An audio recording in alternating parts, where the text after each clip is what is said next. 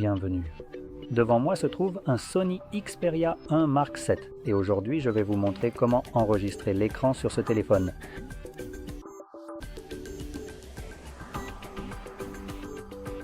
Pour commencer, il vous suffit de faire glisser votre doigt 2 fois vers le bas depuis le haut de l'écran, ce qui va élargir la liste des raccourcis visibles.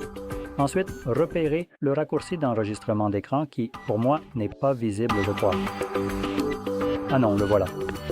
Donc il ressemble à ceci, avec un cercle et l'inscription « Enregistrement d'écran » en dessous. Lorsque je clique dessus, cela vous permet soit d'enregistrer une seule application, soit tout l'écran. Et ensuite, si vous le sélectionnez, vous avez aussi l'option d'enregistrer l'audio. Dans le menu déroulant, vous avez le choix entre microphone, audio de l'appareil ou les deux. Et évidemment, si cette option est désactivée, aucun son n'est enregistré. Et puis, on peut aussi enregistrer les touchés chaque fois que vous appuyez sur l'écran avec votre doigt. Quand je commence l'enregistrement, il y aura un compte à rebours de 3 secondes, puis probablement une notification. Voilà, l'enregistrement a commencé. Donc tout ce que vous ferez maintenant sera enregistré. Il y a cependant une limitation. Certaines applications empêcheront l'enregistreur d'écran de voir l'écran.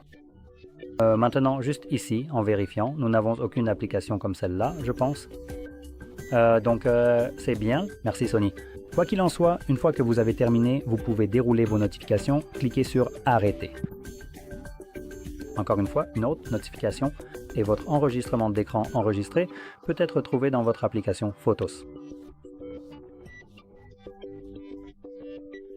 Oh, et voilà, c'est juste ici. Maintenant, ici, nous allons accéder aux collections et nous devrions avoir un album, soit de vidéos, soit de captures d'écran. Voyons d'abord les captures d'écran. Cela semble être juste une capture d'écran.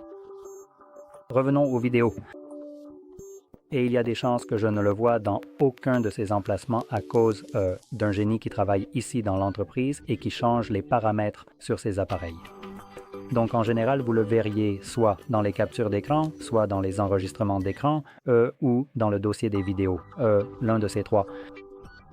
Mais pour moi, la seule façon de vous le montrer est de retrouver la notification que je viens de recevoir, de cliquer dessus et vous voyez que je peux la lire.